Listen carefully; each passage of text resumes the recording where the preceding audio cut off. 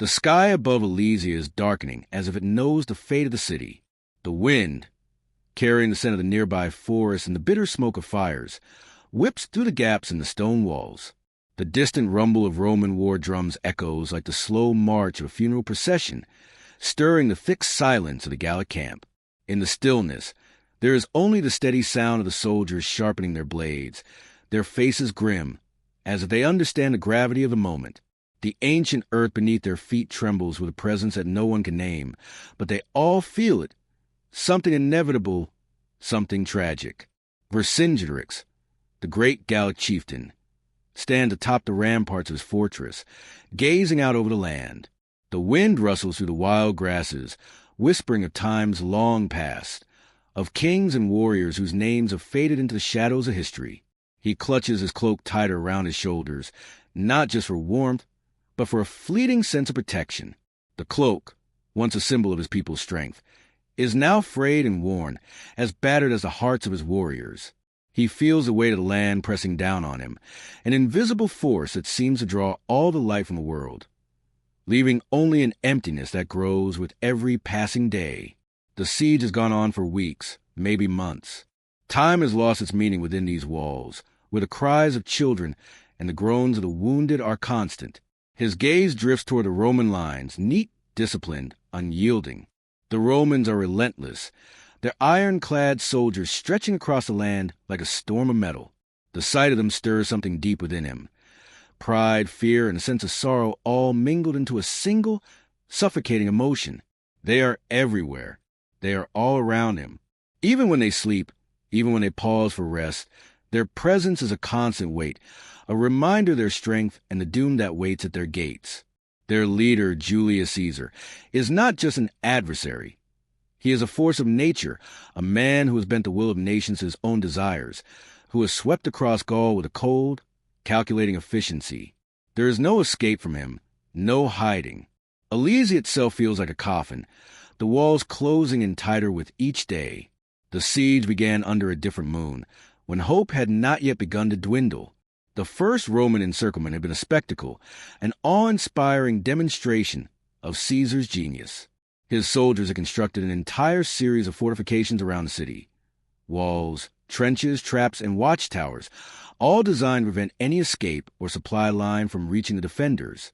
The ingenuity of the Romans was both terrifying and admirable. Every day, the Romans worked tirelessly to dig in deeper, to cut off all possible escape routes. Their catapults hurled rocks and fire over the walls, sending plumes of smoke into the sky, as the ground beneath Vercingetorix's feet trembled with each impact.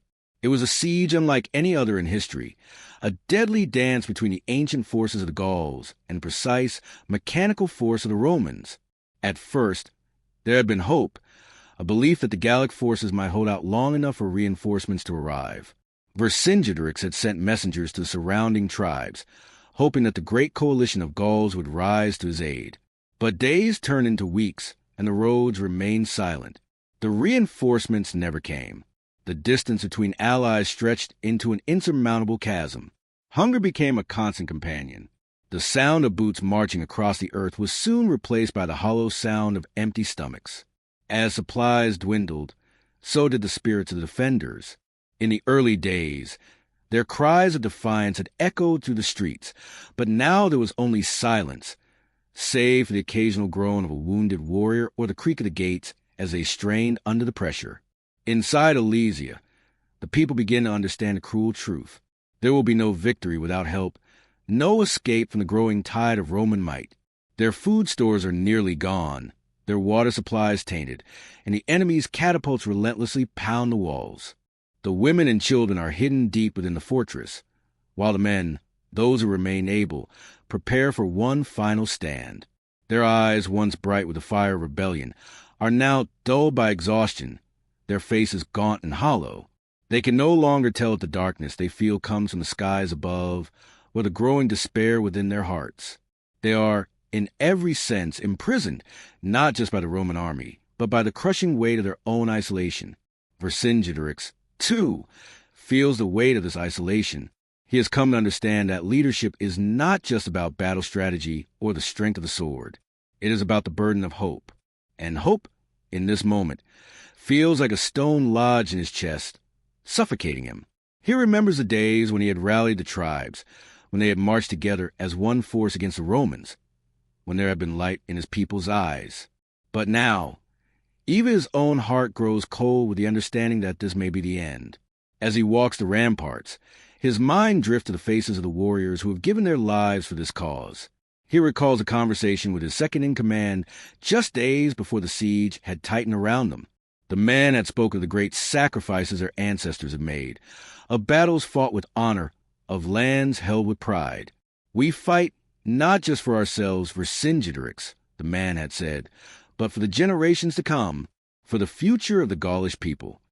Vercingetorix had nodded, knowing in his heart that this was true. But now, as he looks out at the Roman legions, he wonders if any of that will matter in the end. Will the Gauls be remembered for their courage, for their defiance, or will they be reduced to another forgotten chapter in history? Their names lost to time? The decision is inevitable, like the final breath of a dying man. Vercingetorix knows that the fight will mean the destruction of what remains of his people. The Romans will show no mercy. To surrender, however, is to give up not just his life, but the souls of those who followed him. It is not a decision made lightly. He summons his council. The room is dimly lit by the flickering glow of a single candle, its flame dancing like the last shred of hope in the air. Each of the men in the room is hardened by battle, their faces weathered and worn, but there is no mistaking the exhaustion in their eyes. Vercingetorix's words are simple, quiet, almost resigned. "We can fight," he says, his voice carrying the weight of 1,000 lives. "But there is no victory. There will be no escape. Our people will starve. Our children will die." The room falls silent. Even the wind outside seems to hold its breath. Each man looks to the other, and in their eyes there is the unspoken truth that has been gnawing at them all. They are defeated, not by the enemy, but by the reality of their situation. They are trapped, caught in the jaws of an unrelenting force that will not let go. And so, with a final nod, Vercingetorix makes his choice. The surrender is not easy. It is not graceful. It is not the noble end that many had hoped for. Yet, in that final act, Vercingetorix walks out into the Roman camp, his head held high, his pride intact. The soldiers who once followed him, men who had fought and bled for his vision, now watch in silence as their leader submits to the might of Caesar. And for a moment, there is a strange calm, a stillness that fills the air as the Gallic chieftain hands over the reins of his people's fate to the Romans. In the distance, the sound of Roman horns blares across the battlefield, a victorious but hollow sound. And as the gates of Alesia close behind him, Vercingetorix knows that the battle is over. The Romans will take the city. They will take the land. But they will never take the spirit of those who resisted. The weight of the moment is not lost on him. As he is led away in chains, he knows that history will remember this moment. Remember the fall of the Gauls, the defeat of a people whose strength had once seemed unbreakable. But in his heart, there is a strange peace. The Romans may have won the battle, but the story of resistance, the story of Alesia, will live on, echoing to the ages like a faint, haunting whisper. And perhaps, just perhaps, that is enough. For the Gauls, the memory of Alesia is not a tale of loss, but of sacrifice, a reminder that the fight for what is right, no matter how impossible, is always worth it. The wind carries with it the briny scent of the Aegean Sea, heavy with the weight of history. Above the walls of Constantinople, the setting sun bleeds into the horizon, casting a blood-red glow over the city. It is a city like no other, its spires reaching toward the heavens, its domes crowned with gold that has glittered for over 1,000 years. But tonight, as the shadows lengthen and the air thickens with the salt of the sea and the looming threat of war, Constantinople feels like a sleeping giant, unaware of the impending storm. The city is on the edge of oblivion, and its defenders know it. Inside the ancient walls of the city, the clang of armor, the muffled cries of soldiers, and the flicker of torchlight create a grim rhythm. The Byzantine Empire, once a powerful beacon of Christianity, is now a shadow of its former self, and the last breath of its glory lies within these walls. For centuries, the city of Constantinople has stood as a bastion of the Eastern Roman Empire, its towering walls and intricate defenses an indomitable symbol of Christian faith and power. But now, the forces of the Ottoman Empire, under command of the relentless Sultan Mehmed II, are closing in, a horde of invaders with a singular purpose: to bring an end to the last vestige of Roman authority. The city itself seems to hold its breath, the air heavy with the collective anxiety of its people. In the heart of this crumbling empire, Emperor Constantine XI Palaiologos stands in the private chambers of the imperial palace, a place he has called home for the better part of his life. But this night feels different. He feels the weight of centuries upon his shoulders, the responsibility of an empire teetering on the brink of collapse. His brow is furrowed, his eyes tired but sharp, as if he's searching for something beyond the darkening horizon, something that might save his people. His hands are cold as he grips a ring, the symbol of his dynasty, its gold worn from years of handling, its beauty long faded. He traces the edges of the ring absent-mindedly, feeling the weight of his lineage pressing against him like the weight of the very walls surrounding the city. Constantine XI is not just monarch. He is the last remnant of a once great empire that has now been reduced to the final breath of defiance. His empire, once sprawling across continents, now consists of only a handful of soldiers and a few faithful who remain in the city. Outside, the sounds of the siege grow louder, the pounding of Ottoman cannons reverberating through the air like a slow, inevitable heartbeat. The Turks have surrounded the city, their siege lines stretching for miles. For weeks, they have fired their massive cannons at the walls, shaking the very foundations of Constantinople. The mighty Theodosian walls, which had withstood countless assaults over the centuries, now tremble under the weight of Ottoman firepower. Constantine XI walks the window of his chamber, the glass cold beneath his fingers, and gazes out over the city. The golden domes of Hagia Sophia catch the last rays of the setting sun, casting a warm, almost ethereal glow over the streets. For a brief moment, the city seems to be bathed in an aura of peace, as if nothing could harm this ancient and sacred place. But the moment is fleeting, as the unmistakable sound of cannon fire reverberates through the air, followed by the shrill cries of the defenders below. The wall has been breached. Constantine's heart sinks, a knot forming in his chest. The Ottomans are relentless. Their cannons have torn through the once impenetrable walls, and now the gates stand open. The enemy is not just at the door, they are inside. With each passing hour, the city grows smaller, its defenses weaker. The people are growing desperate. Inside the walls, the defenders prepare for the inevitable, but there is no false bravado in their movements, no eager anticipation for the clash of battle, only a quiet resignation to the fate that awaits them. Constantine's advisors have urged him to consider surrender, to negotiate with Mehmed II, to spare the lives of his people. But Constantine knows that to surrender is to dishonor the memory of his ancestors, to forfeit the soul of the empire that is sworn to protect. There is no path to peace in this war, no escape from the inevitable. This is the end, and Constantine understands this as he paces back and forth in his chamber, his mind heavy with the weight of the decision. He knows that to give up is to betray the ideals that the empire was built on. His closest advisor, the scholar and strategist Lucas Notaras, enters the room, his face pale and drawn. His eyes flicker with fear, but also with a strange kind of hope. "Your Majesty," he says quietly, "the city may fall, but there is no shame in fighting until the very end. You have done all you can." Constantine meets his eyes. "It is not enough, Lucas. I am the emperor of nothing now. The people will look to me, and if I surrender, it will be the end of everything." He takes a deep breath, his gaze growing distant. "We are but a shadow of what we once were." Lucas says nothing, his gaze dropping to the ground. There is nothing more to say. The city is doomed, and the weight of its destruction falls squarely upon the shoulders of the emperor. But even in this moment of profound loss, Constantine's resolve hardens. He will not be remembered as the ruler who surrendered. He will die with his city. He will die with honor. Outside, the siege continues, the Ottomans pushing forward relentlessly. But it is not just their cannons and their troops that the Byzantines must contend with. It is a sense of overwhelming dread that fills the air. There is a darkness, a heaviness in the atmosphere, as if the very soul of Constantinople is being suffocated. The defenders feel it as they prepare for battle. Their spirits, worn thin by months of relentless siege, are fading, and there is no longer any illusion of victory. There is only the grim certainty that this will be their last stand.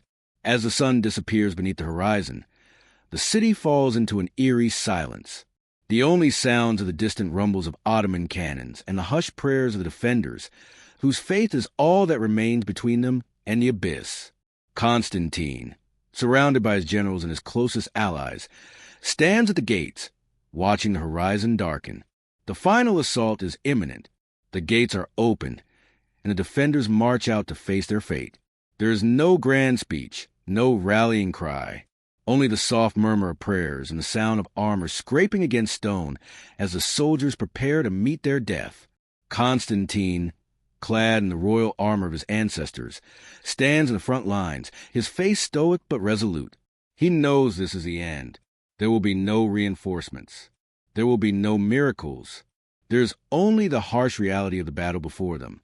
The battle rages throughout the night. The sound of clashing swords, the screams of the dying, and the thunderous roar of Ottoman cannons fill the air. The ground shakes with the fury of the assault, and the walls of Constantinople, once impervious to all invaders, begin to crumble under the weight of the Turkish onslaught. The air is thick with the stench of smoke, sweat, and blood. The defenders fight with all their strength, but they are outnumbered, and there begins to break under the onslaught of the Ottomans' superior numbers and firepower. In the final moments, Constantine rides through the streets, his face grim, his heart heavy with the weight of his people's fate. As the Ottomans breach the last line of defense, he knows there is no more hope. There is only the inevitable collapse of an empire. The great city of Constantinople, the jewel of the Eastern Roman Empire, is falling. It is a moment of profound sadness, a moment when the light of 1,000 years begins to dim. But even as the Ottomans push forward and the walls of Constantinople fall, Constantine's spirit does not falter. He may be the last emperor, but his legacy is not bound to walls of the city or the empire that he failed to save. His death, like the fall of the city, will be a symbol, a reminder that some things are worth fighting for, even when defeat is certain. His people, though scattered and broken, will carry his memory forward, and somewhere, deep in the heart of the city he loved, the soul of Byzantium will endure. As the final wave of the Ottoman army surges into the city, Constantine is lost to history, his body never to be found. The city falls, but the memory of its grandeur, its beauty, its faith, and its courage remains forever etched in the annals of time. The fall of Constantinople is not just the death of a city. It is the end of an era, the closing of a chapter in the book of human history. But even in its demise, there is something sacred about the last stand of the Byzantines. They fought not just for land or power, but for their faith, their culture, and their very soul. The Ottomans may have won, but in that victory, they inherited more than just the ruins of a great city. They inherited the legacy of a civilization that had, for centuries, stood as a symbol of resistance against the tides of time. And for a brief moment, the spirit of Constantinople lives on, not in the hands of conquerors, but in the hearts of those who remember its fall. The air hangs heavy over the Loire Valley, thick with the scent of damp earth and the sharp tang of smoke from distant fires.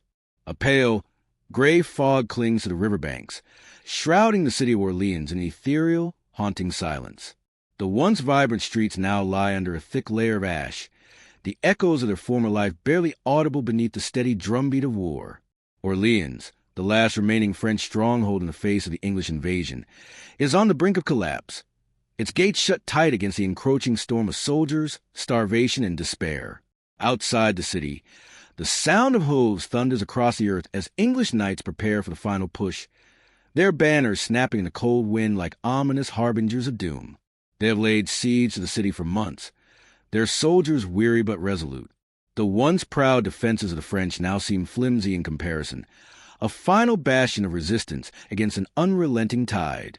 The English, led by the formidable Lord Suffolk, are confident in their impending victory. They know that Orleans, isolated and starving, will soon fall. The walls have been battered by the relentless siege engines, the defenses eroded by months of fire and famine.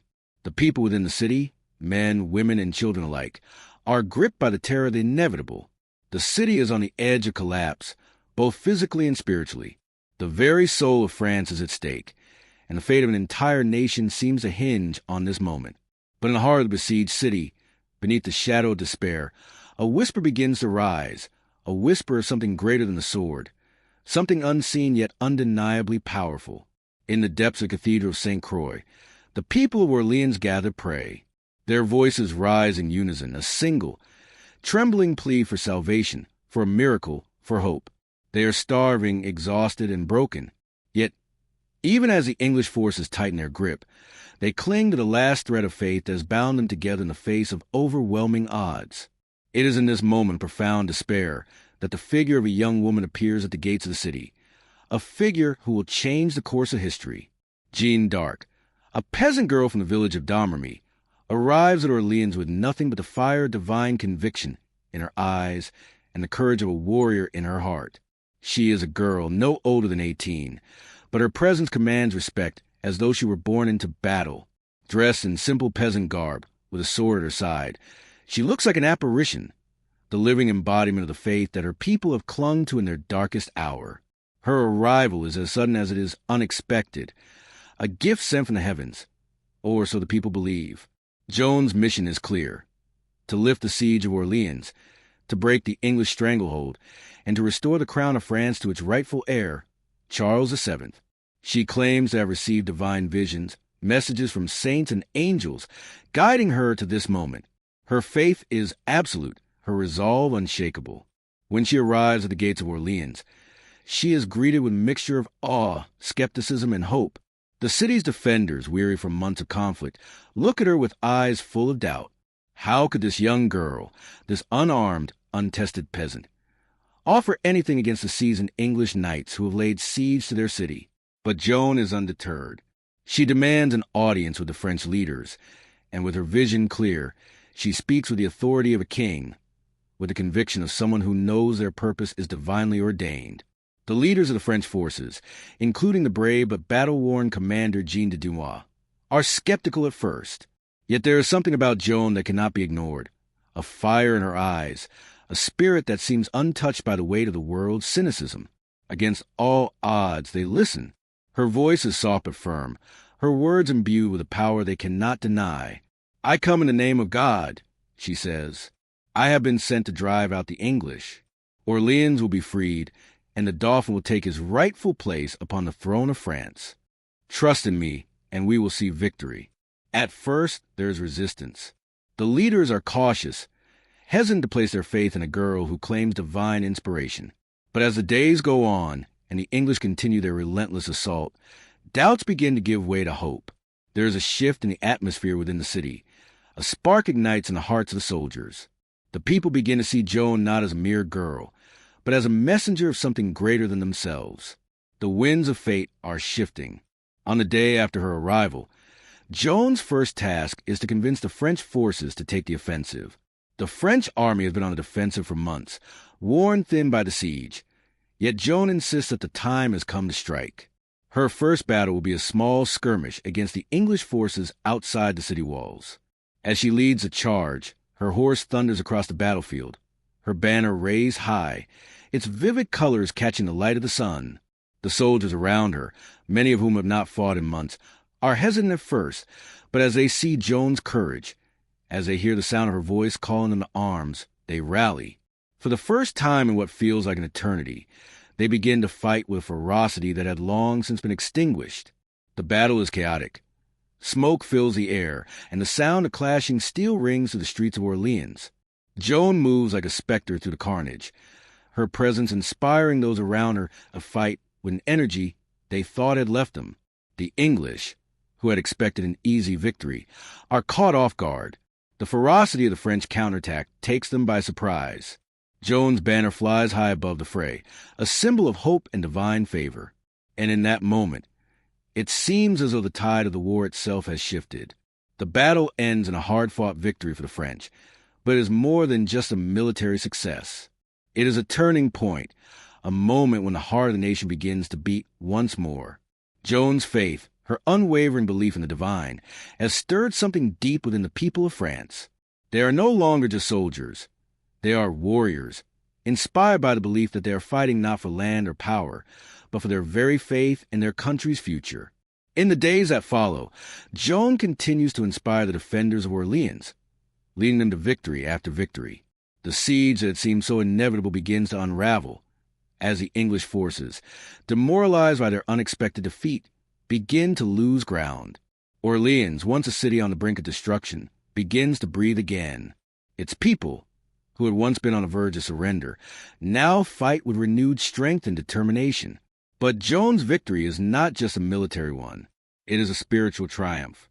For the people of Orleans, Joan is no longer just a peasant girl. She is a living saint, a divine messenger sent to save them. Her presence in the city feels like a miracle, a manifestation of God's will. She becomes a symbol of everything they have fought for: faith, hope, and the enduring spirit of resistance. The people begin to see in her the embodiment of their deepest desires: the restoration of their king, the defeat of their enemies, and the triumph of their faith. As the siege of Orleans lifts and the English forces retreat, Joan's role in the victory becomes legend. The city celebrates, its streets filled with the sound of bells and songs of joy. But for Joan, there is no time for celebration. Her mission is not yet complete. With Orleans freed, she turns her attention to the next step: the crowning of Charles VII, the rightful King of France. And so, with the city of Orleans secured, Joan sets her sights on Reims, where Charles will be crowned. Her journey, fraught with trials and battles, continues, but the victory at Orleans marks the beginning of a new chapter in the 100 Years' War, one in which a peasant girl's faith, courage, and vision will change the course of history forever. The siege of Orleans will be remembered not just as a military victory, but as a moment when nation's faith was rekindled, when hope emerged from the ashes of despair, and when the impossible was made possible through the power of belief. Joan of Arc, the Maid of Orleans, will forever be etched into the annals of history as a symbol of courage, faith, and the undying spirit of resistance. The sun rises slowly over the eastern Mediterranean, casting its first rays over the ancient walls of Rhodes. The sea, calm and unbroken, laps gently against the island's rugged shores, its waters still carrying the scent of salt and the faint echo of distant battles. Yet, for all its serenity, there is an undercurrent of tension, a deep, gnawing anxiety that settles in the hearts of those who stand watch atop the mighty ramparts of the city. The air smells faintly with smoke and the stinging tang of steel. In the distance, the black sails of Ottoman ships loom on the horizon, a dark omen of what is to come. For over 400 years, Rhodes had stood as a beacon of Christian resistance in the heart of the Mediterranean. The Knights Hospitaller, the chivalric order dedicated to the defense of Christianity, had made the island their home, guarding it against invaders from the east. Their fortifications were a marvel of medieval military engineering, a testament to their unwavering commitment to God and to their faith. The island had withstood countless sieges, but none so fierce as the one now bearing down upon it. The year is 1522, and the great Sultan Suleiman the Magnificent has set his sights on Rhodes. His armies have already swept through much of the eastern Mediterranean, bringing the Ottoman Empire to the heights of its power. His eyes now turn to the last stronghold of Christian influence in the region. Rhodes, a jewel of the Mediterranean, must fall to complete the Ottoman dominion. The Sultan's desire for conquest is matched only by his ruthless ambition, and he has gathered an enormous force to crush the Knights Hospitaller and take the island once and for all. The defenders of Rhodes, led by the Grand Master of the Knights, Philippe de Villiers de l'Adam, know the gravity of their situation. They have received word of the approaching Ottoman Armada, an overwhelming force of more than 100,000 soldiers, with the full strength of Suleiman's empire at their back. The knights number only 400, bolstered by a handful of mercenaries and local volunteers, a meager force against the might of the Ottoman war machine. But they are undaunted. Their resolve is hard as the stone walls that surround them. For these men, honor is their shield and faith is their sword. They know that to surrender Rhodes is to surrender not just an island, but the very principles for which they have fought for centuries. As the Ottoman forces arrive off the coast of Rhodes, the defenders prepare for what they know will be a battle to the death. The air is thick with tension, the smell of sweat, and oil mingling with the crisp scent of the sea. On the ramparts, the knights stand side by side, their armor gleaming faintly in the early light. their faces set in grim determination. Philippe de Villiers de l'Isle walks among them, his presence a steadying force. His eyes, though weathered by age and experience, still burn with the fire of a warrior who knows what must be done. He has seen war before, but never on this scale. The stakes are higher now. If Rhodes falls, so too does the last bastion of Christian resistance in the region. The Ottoman fleet, its black sails unfurled like the wings of a raven, stretches across the horizon like a storm gathering strength. The sun glints off the countless ships, and the sound of their horns, like the wailing of a great beast, fills the air. The knights have no choice but to face them, and they do so with a quiet dignity. Each man knows that this battle will not be won with numbers, but with faith. The walls of Rhodes have withstood sieges before, but never against an army so vast, so determined. The Ottoman cannons are massive, and they fire with thunderous roar, sending plumes of dust and smoke into the sky. The walls of Rhodes shake with each strike, but they do not fall. Yet the pressure is relentless, and the defenders, despite their bravery, feel the weight of the siege bearing down on them. Inside the city, life goes on, albeit in a tense and hurried rhythm.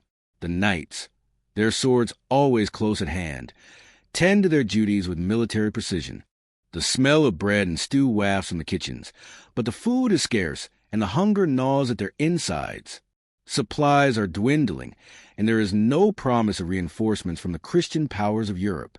The siege stretches on, and with each passing day, the knights of Rhodes grow wearier, their spirits tested by the unrelenting barrage of Ottoman fire. Philippe, though exhausted, refuses to show weakness. His every action is calculated, his every word measured, as if he were trying to preserve the last remnants of dignity in the face of overwhelming odds. He spends his nights walking the battlements, his hand resting lightly on the hilt of his sword, his thoughts heavy with the burden of command. He speaks little, but when he does, it is always with the quiet authority of a man who understands the cost of failure. He has promised the defenders that they will hold the city as long as they are able. They will not surrender. They will not bend. As the days wear on, the Ottoman forces tighten their grip on the city. Their cannons continue to pound the walls, reducing sections of the fortifications to rubble. The knights are forced to fight back with everything they have. Arrows rain down from the towers, and the clashing of swords and shields echoes through the streets as the defenders repel wave after wave of Ottoman soldiers. But for every man they kill, another 20 appear in the ranks of the enemy. The relentless pressure wears them down. Exhaustion sets in like a heavy fog, clouding their minds, and their spirits begin to waver. But it is in the darkest moments, when the siege seems most hopeless, that the defenders of Rhodes find their strength. They do not fight for land or glory. They fight for something far more sacred. They fight for their faith, their order, and the legacy of the Knights Hospitaller. They fight for each other, for the bonds that tie them together in the face of death. It is a battle for survival, yes, but it is also a battle for something greater, a battle to preserve the ideals of chivalry, of honor, and of Christian duty. The siege continues for weeks, the fighting growing ever more brutal as the Ottomans close in. The city's outer defenses are breached, and the last line of defense is drawn inside the citadel of St. John, the final stronghold of the knights. Here, in the shadow of the fortress, the defenders make their final stand. The air is thick with smoke, the ground slick with the blood of the fallen. The Ottomans, emboldened by their success, press forward with everything they have, determined to crush the last resistance. On the morning of December 22nd, 1522, Philippe de Villiers de l'Isle makes his final decision. The defenders, knowing that their position is untenable, have no choice but to negotiate. The walls of Rhodes may have withstood the siege, but the hearts of defenders are breaking. There is no more food, no more hope for reinforcements. The Sultan Suleiman offers terms. The knights will be allowed to leave the island with their lives, but they must surrender Rhodes. Philippe, ever the leader, accepts the terms. The knights, though defeated, walk away with their honor intact. They leave Rhodes, their heads held high, knowing that they have fought to the last man, that they have given everything for their faith. Their departure is dignified, but as they sail away, the island they fought so hard to protect falls into Ottoman hands. In the years that follow, Rhodes will be transformed under Ottoman rule. Its once proud walls now a symbol of Suleiman's empire. Yet the legacy of the Knights Hospitaller will live on. The defenders of Rhodes, though they lost the island, did not lose their soul. They are remembered not for the land they lost, but for the courage with which they fought, a courage born of faith, honor, and duty. The Siege of Rhodes is not just a story of a lost battle. It is a story of people who fought to the last breath for what they believed in. The Knights of St. John may have been defeated, but their spirit, their dedication to the defense of Christianity, will never be forgotten. And in the hearts of those who remember, the walls of Rhodes will stand forever. The sun rises over the Holy Land, its first rays painting the ancient city of Jerusalem in a golden light. But the beauty of the moment is fleeting. The land is heavy with the scent of dust, sweat, and the sharp tang of iron. Jerusalem, the eternal city, the heart of three great religions, is about to witness its bloodiest chapter. The city walls, which had withstood centuries of conflict, now tremble under the weight of a new and terrifying siege, a siege led by an army of zealots, driven not just by the desire for conquest, but by the belief that they are fighting a divine war. The First Crusade has arrived, and its goal is simple: to reclaim the holy city of Jerusalem for Christianity. The year is 1099. For months, the Crusader army, a motley mix of knights, peasants, and pilgrims, has marched across the Holy Land, driven by the promise of absolution, glory, and divine favor. Led by figures like Godfrey of Bouillon, Raymond Fort Toulouse, and Tancred of Hauteville, they have come to reclaim the city where Christ was crucified, a city that has been under Muslim control for nearly 4 centuries. The Crusaders have already taken Antioch, but nothing compares to the importance of Jerusalem. To them, this city is not just a place. It is a symbol of Christian power on earth, and its capture will mark fulfillment of a sacred vow, a divine mission. The walls of Jerusalem stand tall, a city of stone and faith, but now they are surrounded. The Crusaders are brought with them a siege of biblical proportions, their numbers swelling into the tens of thousands. Beneath the scorching heat of the desert sun, they build their siege engines, hauling massive wooden scaffolds and battering rams into position. The sound of axes and hammers fills the air, and the city's defenders, Muslim soldiers and native Christians, prepare for the inevitable assault. But there is a grim sense of resignation in the air. Jerusalem is a city long coveted, and its defenders are outnumbered, their resources dwindling. The Crusaders' fervor is undeniable, and the defenders know the battle ahead will be one of unthinkable brutality. As the siege intensifies, the sound of battle begins to fill the air. The thunderous crash of siege engines as they slam into the gates, the cries of men urging each other to hold firm, the shrill cries of those who fall. The defenders, led by the Fatimid governor Iftikhar al-Dawla, try to rally against the Crusaders, but the momentum of the siege is crushing. Inside the city, families huddle in darkened homes, their hearts pounding as the walls shake with the force of each blow from the battering rams. The air is thick with the smell of sweat, smoke, and the acrid tang of burning wood. It is a city gripped by fear, but also by an unyielding hope that the siege will pass, that salvation will come, as it has so many times before. For the Crusaders, this is not just a military campaign. It is a holy war, one that will determine the fate of their souls. The battle for Jerusalem is framed in the language of divine will. The city must be taken, not for wealth, but to fulfill God's will. The Crusaders chant prayers as they raise their swords, invoking the name of Christ as they prepare for battle. The tension between the two sides is thick, a religious fervor that transforms the land into a battleground not just for territory, but for the very soul of Christianity. The streets of Jerusalem, once teeming with life and the sound of merchants calling out to faithful, are now filled with the cries of soldiers, the clash of swords, and the relentless drumming of war. On the morning of July 14, 1099, the Crusaders launched their final assault against the city. The sun is already high in the sky, its heat oppressive, but the heat from the flames of war is greater still. As the battering rams strike the gates, the defenders fight desperately to hold their ground. Every foot of ground is contested with ferocity. On the city's western walls, the Crusaders, led by Godfrey of Bouillon, are the first to break through. The smell of blood fills the air as Crusaders and defenders clash in a frenzy of steel, the cries of men mingling with the screams of the wounded. The The streets become rivers of blood, the ground slick with the fallen. But it is not just the violence of the battle that is overwhelming. It is the overwhelming sense of divine purpose that drives the Crusaders. For them, this is the moment they have waited for. They believe they are fulfilling God's will, reclaiming the city that is the foundation of their faith. As they breach the walls, their victory is not just military, it is spiritual.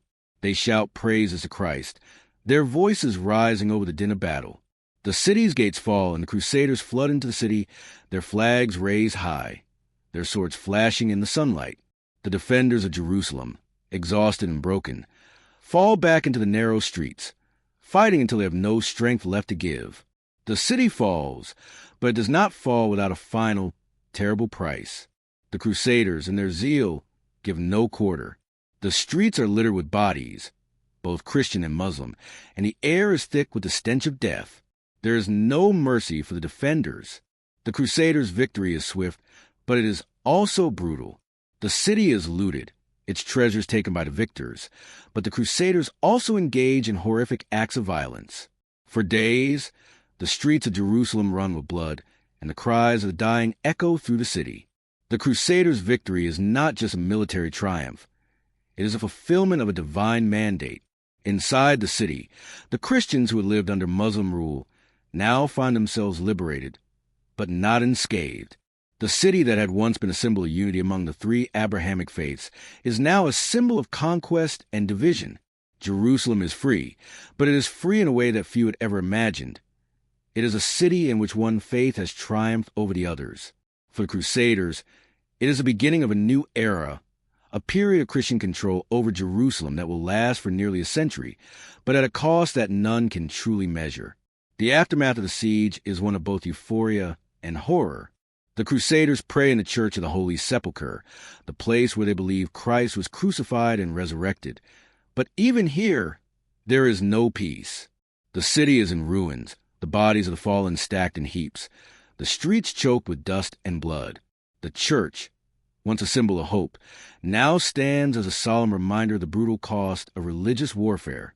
For the Crusaders, the conquest of Jerusalem is the culmination of their sacred journey. But as they look upon the city they have taken the name of Christ, they are faced with the uncomfortable truth that the victory has come at a cost far greater than they ever anticipated. Jerusalem, though reclaimed by the Crusaders, is a city forever changed. The blood of both Christians and Muslims stains its streets, and the memories of the siege will haunt those who live through it for years to come. It is a victory born of faith, yes, but also one marked by violence and destruction. The story of the siege of Jerusalem is not just the story of the city's fall. It is a story of the cost of zealotry, of the high price paid for religious conviction, and of a human toll of war. It is a victory that is both triumphant and tragic, a moment of fulfillment and loss. As the Crusaders celebrate their victory, they know that the struggle for Jerusalem is far from over. The city may have been taken, but it will never be fully theirs. And in the years to come, the Crusaders will learn that their hold on the city is tenuous at best, for Jerusalem, it seems, will never be fully tamed. Its walls will always stand as a symbol not just of conquest, but a deep and enduring conflict that has defined human history. The conflict between faiths, between peoples, and between the forces of war and peace.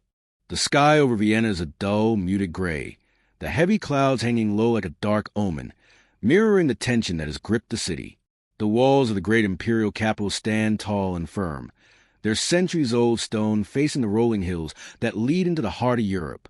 Yet, beneath the strength of the city's fortifications lies a deep fear, a fear not of the city's ability to withstand the siege, but the forces that lay outside, encircling the city with relentless fury. It is 1683, and the mighty Ottoman Empire, under command of Grand Vizier Kara Mustafa, has launched its most ambitious and terrifying campaign yet. The conquest of Vienna, the beating heart of the Holy Roman Empire. For 2 months, the Ottomans have encamped outside the city, their armies swarming like locusts as far as the eye can see. Their banners flutter in the wind, black and gold, symbols of a world empire stretching from the steppes of Central Asia to the shores of the Mediterranean. The siege is unlike any Vienna has known. This is no mere battle for territory. The Ottomans are not here to conquer land, but to stamp out the last vestiges of Christendom in Eastern Europe. Vienna is the final stronghold, and its fall would mark the beginning of the end for European resistance. Inside the city, the atmosphere is thick with anxiety and uncertainty. The air is heavy with the smell of burning fires and the scent of sweat, of men and women who have not bathed in weeks, whose spirits are beginning to fray beneath the pressure of a seemingly impossible situation. The walls of the city, though formidable, are not enough to withstand the unyielding artillery of the Ottoman forces. Kara Mustafa's massive cannons have already begun to pound the gates and fortifications with relentless regularity, shaking the ground beneath the defenders' feet. Vienna's defenders are a mix of soldiers and civilians, and many of them are not trained for battle. There are the local garrison forces, led by the seasoned commander Count Ernst Rudiger von Starhemberg, but their numbers are small compared to the tens of thousands of Ottoman troops outside the walls. Alongside them are volunteers, merchants, priests, and even children, all who have taken up arms in defense of their city. For weeks, the soldiers and civilians have worked tirelessly to reinforce the walls, prepare food, and make last-minute repairs. But as the days drag on and the Ottoman cannons grow louder, a sense of dread begins to settle over the city. In the great halls of the Hofburg Palace, Emperor Leopold I is in a state of near despair. The imperial court is in turmoil, the fate of the city uncertain. The emperor has sent urgent pleas for help to the rest of Europe, but the response has been slow, fragmented. The Kingdom of Poland, the German princes, and other European powers are embroiled in their own conflicts, and it seems as though Vienna is to be left to face the Ottoman onslaught alone. The emperor's face is pale as he sits in his chamber, staring at a map of the siege lines, his mind racing for any solution, any miracle. His advisors speak in hushed tones, aware that the situation grows more dire with each passing day. Yet, amid the desperation, there is a flicker of hope, a flicker that will ignite the flames of a new alliance. From the north comes King Jan III Sobieski of Poland, the man who has come to lead the relief forces. Sobieski is a legend in his own time, a king of warriors, known for his victories over the Tatars and his brilliant military strategy. The Polish king is both revered and feared, a leader whose faith in God and the power of the cross has made him a symbol of Christian unity. His arrival is a lifeline that Vienna desperately needs. The city holds its breath, waiting for the Polish king to arrive, knowing that he is their final hope. Outside the city, the Ottomans press on, their siege works encroaching ever closer. The massive cannons pound the walls with terrifying force, leaving deep craters in the once pristine stone. Every day, the defenders are pushed closer to the brink. Yet, despite the overwhelming pressure, they hold firm. Count von Starhemberg, a man of great courage, walks the walls, his eyes scanning the horizon, his face hard with determination. He knows the importance of this moment. If Vienna falls, Europe will be at the mercy of the Ottomans. But the defenders are not just fighting for territory. They are fighting for their way of life, for their faith, for their families. Inside the city, the mood is one of grim resolve. The defenders continue to man the walls, repelling wave after wave of Ottoman attacks. But as the days wear on, food grows scarce, water becomes a precious commodity, and disease begins to spread to the city's overcrowded quarters. The streets, once full of life, are now eerily silent, save for the occasional shout of soldier or the rumble of Ottoman cannon fire. The city is gripped by hunger, fear, and an unrelenting desire to hold on, to survive just one more day. Then, on September 11th, 1683, the Polish Relief Army, under King Sobieski's leadership, finally reaches the outskirts of Vienna. It is a moment of immense significance, a moment that will decide the future of Europe. Sobieski's army, though smaller than the Ottoman force, is a force of exceptional discipline and courage. They march toward the city with one goal: to break the Ottoman siege and relieve the defenders of Vienna. As they approach the city, the defenders raise their flags in triumph. A cheer goes up from besieged, a sound that echoes across the city like a wave of hope. The Polish forces, joined by the German and Austrian contingents, form a vast army, nearly 70,000 men, a coalition of Christians united in a common cause. The air is thick with the tension of anticipation as Sobieski's army prepares for battle. The Ottomans, too, are preparing, unaware of the approaching relief force. Kara Mustafa, confident in his victory, believes the siege will soon be over, but he has underestimated the will of the defenders and the might of Sobieski's army. At dawn, the battle begins. The Crusader forces, led by Sobieski, charge forward in a brilliant display of military strategy. The Polish cavalry, known as the Winged Hussars, thunder into the Ottoman ranks, their lances shining like silver arrows. The Ottomans are caught off guard by the ferocity of the attack. The air is filled with the sounds of hooves pounding the earth, swords clashing and the cries of battle. The Crusaders' charge is unstoppable, breaking through the Ottoman lines with terrifying speed. The Ottoman forces are thrown into disarray, their carefully constructed siege lines crumbling in the face of the Polish assault. Sobieski himself leads a charge, his face grim but resolute, his sword cutting through the air. His troops follow him, their courage unwavering. The battle rages across the fields outside Vienna, but as the day wears on, the tide turns decisively in favor of the Christian forces. Kara Mustafa, his forces in retreat, watches in disbelief as his army falters.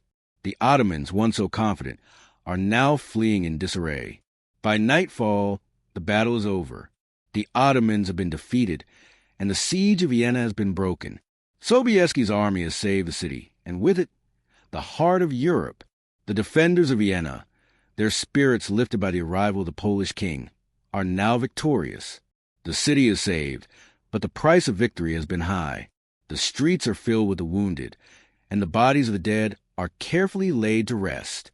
The city that was once on the brink of destruction is now a symbol of Christian unity and strength.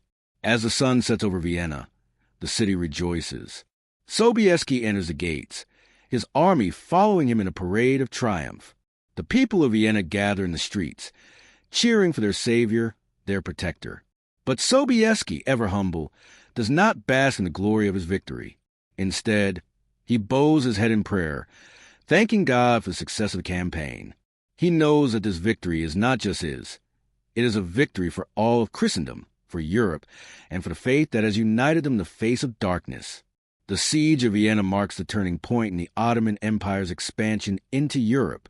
The defeat at Vienna breaks the Ottomans' momentum, and it is the beginning of the gradual retreat of Ottoman forces from Central Europe. But for the people of Vienna and the defenders who fought so valiantly, it is a victory that will be remembered for generations.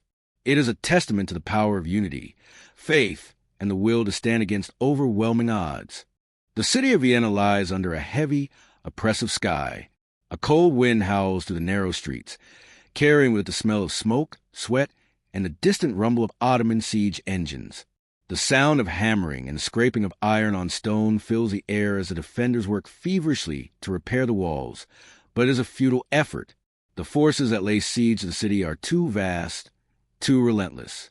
Outside the gates, the Ottoman army, a force of nearly 150,000 soldiers, stretches across the fields like a dark shadow, their flags fluttering in the wind, black and gold banners that speak of an empire determined to conquer and expand. It is 1683. The Ottoman Empire, under the command of Grand Vizier Kara Mustafa, has gathered its greatest strength to deliver a crushing blow to the heart of Europe. Vienna, the imperial capital of the Holy Roman Empire, stands as the last major barrier to Ottoman expansion into Central Europe.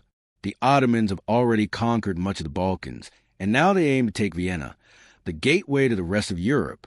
Inside the city walls, the air is thick with tension. The defenders of Vienna, a meager force of around 16,000 soldiers, are vastly outnumbered by the Ottoman army.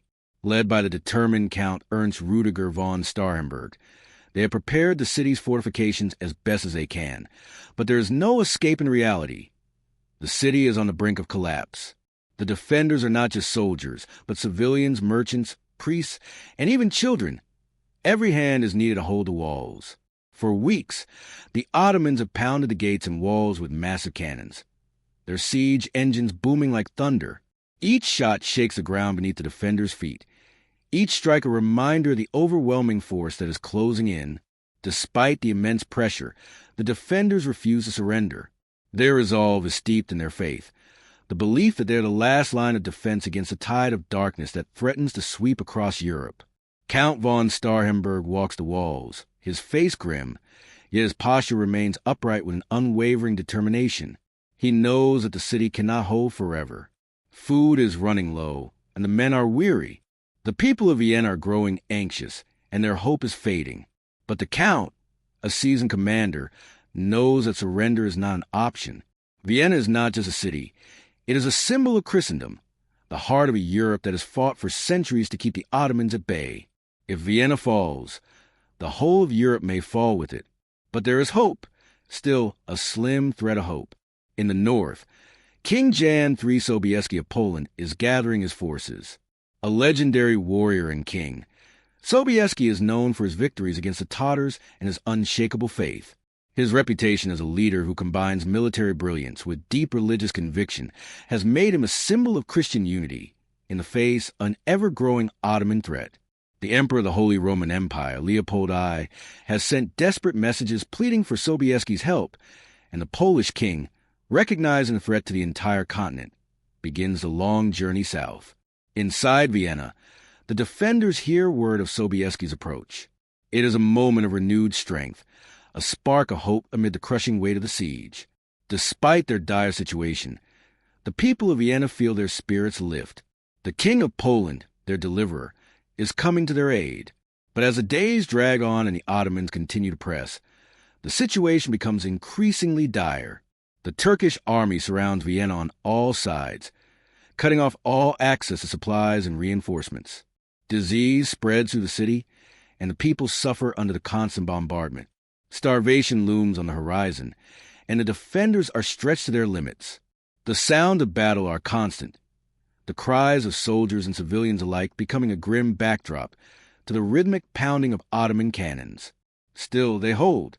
It is a testimony to their courage and belief that the city remains unbroken, even as their bodies and spirits begin to falter. Von Starhemberg walks among his men, offering words of encouragement.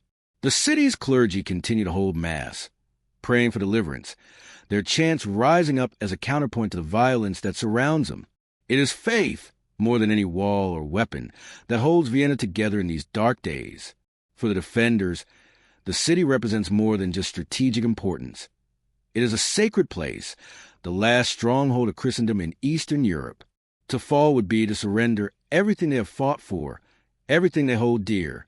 And then, on September 11th, 1683, the sun rises on a day that will change the course of history.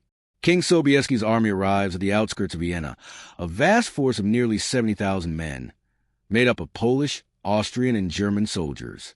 The city's defenders, at first unsure what to expect, now stir with hope and excitement. The relief army has come. The siege will soon be over. The defenders raise their flags in anticipation, and in the streets, a cheer rises from the people. Sobieski has arrived, and with him, the salvation of Vienna. But Kara Mustafa, the Ottoman leader, is unaware of the approaching relief. Confident in his superiority and already preparing for the final assault, he believes that victory is within his grasp. As Sobieski's forces march toward the Ottoman positions, they are met with the quiet anticipation of a battle that will decide the fate of Europe. The two armies meet outside the walls of Vienna in what will become one of the most crucial battles in European history. The battle begins at dawn, the sky a deep crimson as the Polish, Austrian, and German forces clash with the Ottoman army. The sound of the battle is deafening. The roar of cannon fire, the clash of swords, and the cries of men filling the air. The Polish cavalry, the famed winged hussars, charge forward with incredible speed and ferocity, their lances striking down Ottoman soldiers with deadly precision. Sobieski leads his troops with unwavering resolve, his face grim and focused, his sword cutting through the chaos of battle. The once glorious city of Constantinople stands at the edge of oblivion, its towering walls, which had withstood centuries of sieges, now trembling under the weight of the Ottoman onslaught. The air is thick with the smell of smoke and salt water, mingling with the scent of iron and the bitterness of fear. The great city, once the heart of the Roman Empire, is a shadow of its former self. The streets, once teeming with traders, scholars, and pilgrims from all corners of the known world, are now eerily silent. Inside the walls, the defenders, Greek, Genoese, and foreign mercenaries, hold their breath, preparing for the inevitable assault. The sound of Ottoman cannons echo through the city, a constant reminder of the empire's relentless advance. It is 1453, and the forces of Sultan Mehmed II, known as Mehmed the Conqueror, have gathered in overwhelming numbers to lay siege to Constantinople. The city, under the rule of the last Byzantine emperor, Constantine XI Palaeologus, has been besieged before, but never with such fury. Mehmed's army is vast, comprising tens of thousands of soldiers, including elite janissaries, archers, and engineers, alongside a formidable fleet that cuts off any hope of escape or reinforcements. The Ottomans, fresh from a series of conquests, are determined to crush the last vestige of the Byzantine Empire. Inside the city, the mood is one of grim determination, but also a quiet resignation. The defenders know that the situation is dire. The Byzantine Empire, already weakened by years of internal strife, has no hope of matching the Ottomans in strength or numbers. The walls, though still mighty, are being battered by the Ottoman siege cannons, some of the largest ever built, and every day the city seems to inch closer to its fall. But the defenders, led by Constantine XI, are resolved to fight to the last. The emperor walks among his soldiers, offering encouragement, his regal bearing giving the people of Constantinople a glimmer of hope in the face of impending doom. His resolve is unshaken, though the weariness in his eyes betrays the deep weight of the responsibility he bears. The defenders have little food, and their supply lines are cut off. The walls, which once protected the city from invaders, are now being tested in ways they were never meant to endure. The cannons outside hammer relentlessly at the great gates and fortifications, causing cracks to spread through the centuries-old stone. Inside, the air is thick with tension. The defenders pray. They prepare weapons. They offer what little food remains to their comrades. Their faith is all that holds them together in this moment of desperation. The people of Constantinople, Greeks, Venetians, Genoese, and other foreign soldiers, stand united in their determination to hold the city, even as their numbers dwindle. But despite their bravery, the defenders cannot ignore the truth. They are outmatched. The Byzantines' greatest strength, its walls, are beginning to crumble. The Ottoman cannons, massive and powerful, pound the city with terrifying precision. Every night, the city is filled with the sounds of distant explosions and the rumble of falling stone.